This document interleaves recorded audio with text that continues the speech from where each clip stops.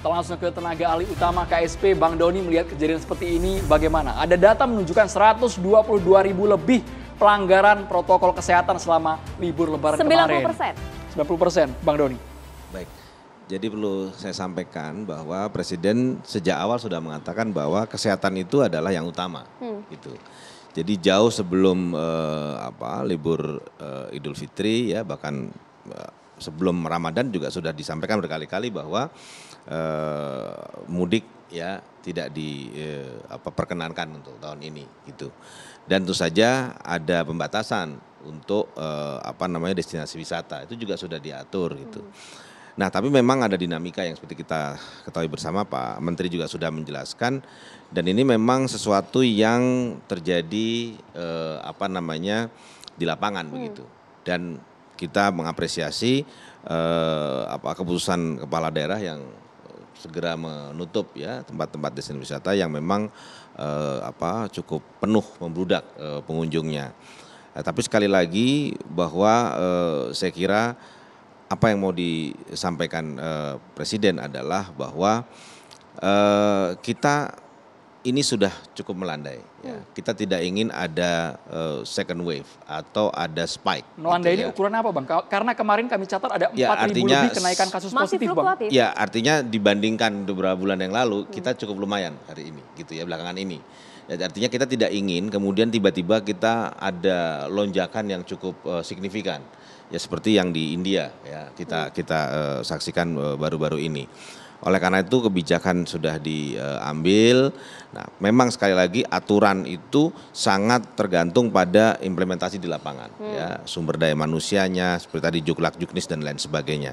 Tapi ini saya kira betul seperti Pak Menteri tadi menjadi bahan evaluasi ya bagi kita, dan kita ingin tentu saja setelah libur Lebaran ini ya lonjakan kasus harian itu tidak terjadi. Begitu, ataupun kalau terjadi tidak terlalu signifikan sehingga kita tapi masa bisa masyarakat berpikirnya harus nunggu membludak dulu, harus nunggu angka COVID-nya tinggi dulu, masa tidak belajar dari beberapa pengalaman ya, justru itu sudah diantisipasi, artinya sosialisasi dilakukan jauh-jauh hari begitu ya, untuk larangan mudik misalnya ya, bahkan moda transportasi pun ya dihentikan sementara. Wisata ya. Boleh tapi ya Mas ya?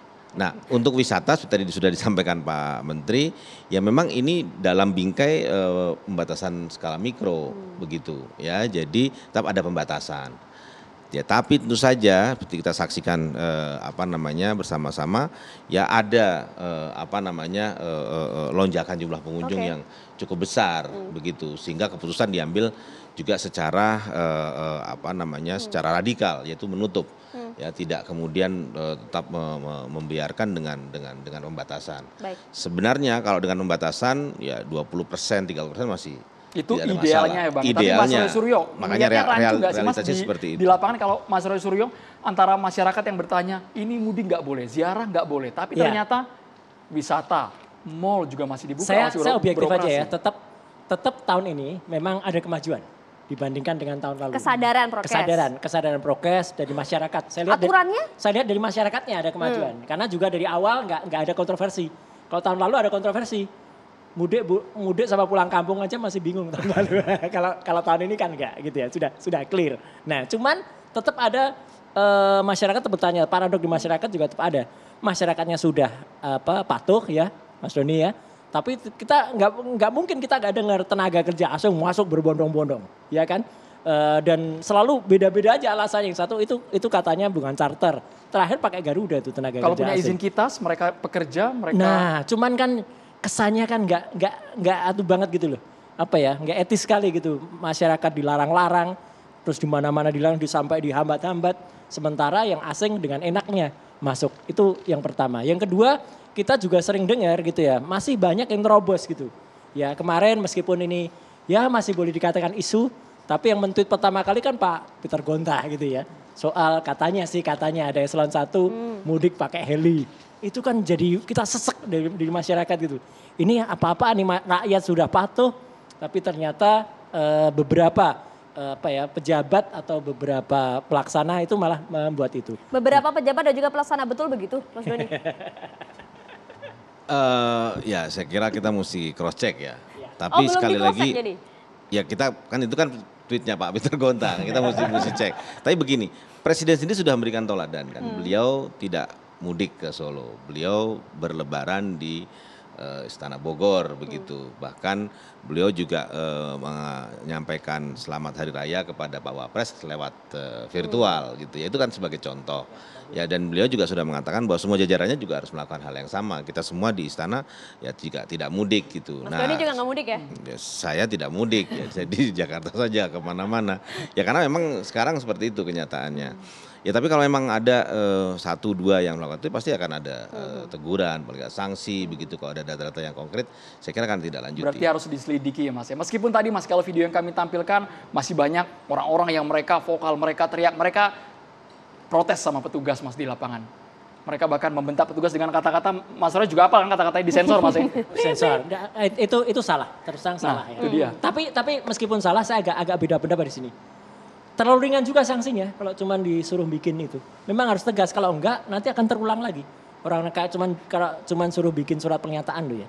Karena apa? Karena ya polisi itu tegas tuh maksud saya tegas juga benar-benar tegas dalam menegakkan pasal ya. Kalau itu memang melanggar juga. Mas Doni supaya ada efek jerahnya Mas ya, dari pemerintah. Kalau itu harus ada penegasan selain minta maaf dengan selembar materai.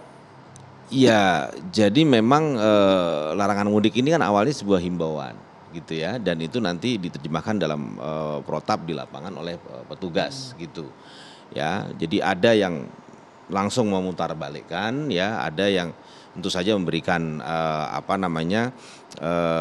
pengertian begitu ya. Tapi kalau memang ya ada yang nekat tentu saja ya, ada yang juga mengambil tindakan yang cukup keras. Tapi memang sekali lagi tadi ya, arus ya atau keinginan dari sebagian warga kita untuk mudik itu luar biasa gitu ya.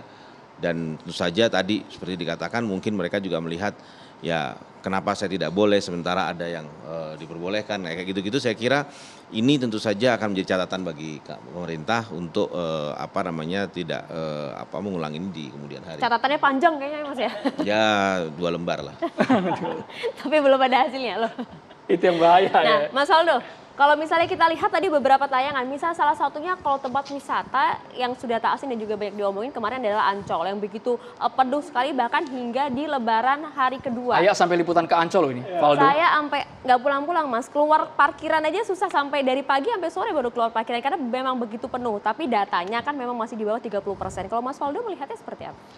Iya, jadi kan sebenarnya untuk larangan mudik itu, saya ingat waktu itu di sini juga nih, Pak Agus Pambagio sempat bilang gitu, bahwa penting sekali bagi pemerintah daerah itu untuk penegakan aturan dan hukumnya gitu. Bentuknya macam-macam pastinya. Di Sumatera Barat ada perda, ada pergub mungkin atau apapun itu. Dan untuk larangan mudik saya kira sudah no debate ya. Jadi udah clear gitu untuk membatasi mobilitas, gimana tidak ada pergerakan gitu. Dan arahan dari pemerintah pusat ini, makanya tadi saya nanya ke Bang Sandi, gimana sih Mas sebelum hari ini, bagaimana persiapan dari daerah untuk hari H ini gitu. Ya ibarat orang pengen kondangan gitu, pasti ada technical meeting beberapa kali lah gitu kan. Nah itu yang saya tanya, karena apa gitu, karena kan interpretasi dari daerah ini saya kira jadi krusial gitu loh. Karena kan tadi Bang Doni udah sampaikan, pusat ngasih guidelines boleh mungkin berwisata, objek wisata, mungkin untuk menghindari orang biar tidak stres ya, karena kita udah tahun kedua COVID, ya kan, sudah mati gaya betul kita rasanya gitu. Tapi bagaimana interpretasi itu? Kita appreciate sih sebenarnya ketika Pak Gubernur Anies Baswedan mencoba membatasi kuota 30%. Namun dalam praktiknya tentu ini menjadi sebuah hal yang perlu kita kritisi lebih jauh gitu loh. Ini tapi kan, kalau melihat aturannya sendiri, mudik dilarang untuk tadi ya demi menekan oh ya itu angka untuk penyebaran. mobilitas saya kira itu udah no debate sih Mbak. Tapi kalau misalnya kalau untuk mudik berpindah daerah dari satu daerah ke daerah lain, tentu yang harus dihindari adalah penyebarannya. Tapi jika kemudian berkumpul di satu lokasi dalam satu kota misalnya di tempat wisata, itu kan kemudian penularan yang dikhawatirkan. Nah interpretasi ini yang penting gitu loh, interpretasi dari arahan pemerintah pusat gitu loh. Sampai dalam bentuk apa gitu gitu, bahkan begini ya, saya kira ketika ada kuota 30% tadi, namun harus konsisten gitu loh. Ya jangan sampai nih, mohon maaf Pak Ges di Ancol mungkin bisa direspon juga gitu, ketika sudah buka, lebih tutup. Kasihan yang udah masak di situ, orang yang udah purchase tiket, dia juga harus refund atau begini begono, udah beli baju lebaran gak jadi dipakai, akhirnya di-post di Instagram gitu loh.